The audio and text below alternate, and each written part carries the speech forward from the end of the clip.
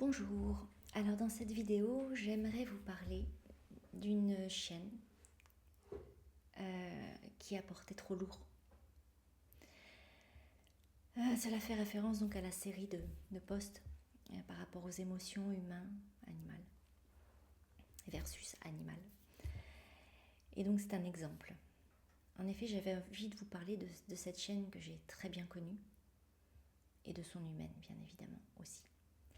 Cette chienne, en plus, j'ai envie de dire, d'avoir un début de vie difficile, puisqu'en effet, je ne reviendrai pas dessus, puisque j'ai fait aussi un post là-dessus. Donc, puis c'est pas le sujet. Donc, avait eu vraiment un début de vie très difficile. Et à l'époque, j'avais fait de la communication avec elle, des soins, un accompagnement, etc. Et petit à petit, en fait, cette chienne trouvait sa place parmi les autres animaux et parmi aussi les humains. Elle avait son petit caractère, c'est clair. On dirait avec des mots humains en fait qu'elle avait un ego bien présent, en plus de sa stature qui faisait que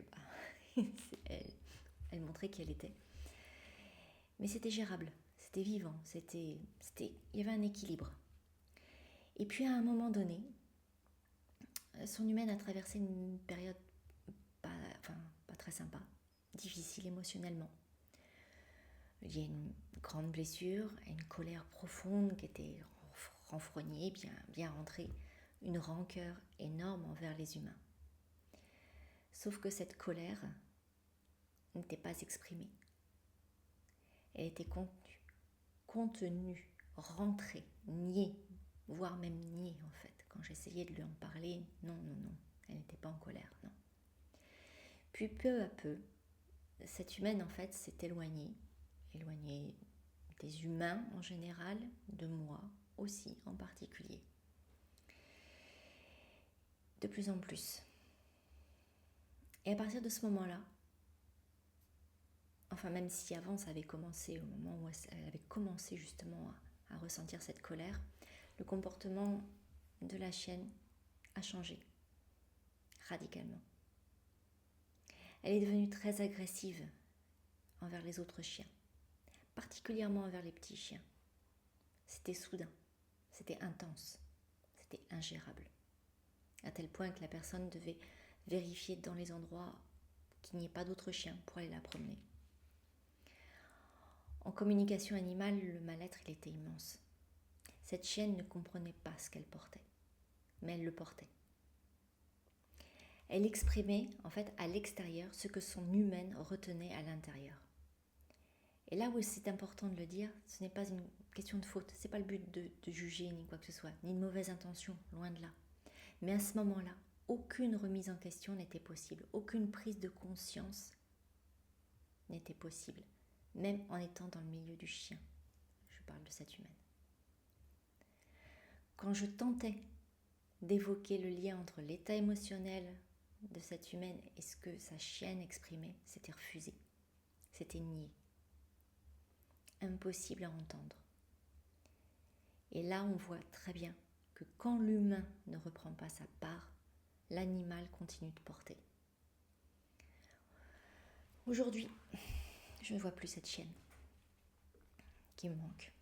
Je peux le dire, elle me manque énormément. Je ne sais pas comment elle va, mais ce qui est sûr, c'est qu'elle fait partie de ma vie. Elle en a fait partie, elle en fait toujours partie. Et cette histoire me rappelle vraiment à quel point un animal peut absorber, exprimer, incarner la douleur humaine jusqu'à ce que cela devienne catastrophique pour lui.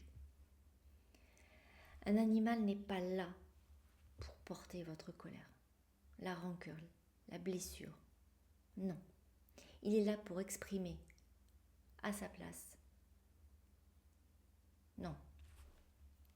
Pensez qu'il est là pour exprimer à sa place ce qu'elle ressent. Non. Je répète, il n'est pas là pour exprimer à sa place ce que l'humaine ressent. Tout simplement parce qu'elle ne s'autorise pas à regarder. Non.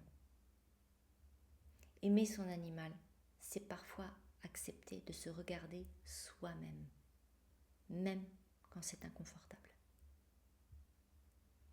C'est pas toujours facile, mais c'est là que commence la magnifique aventure de la relation humain-animal, j'ai envie de dire.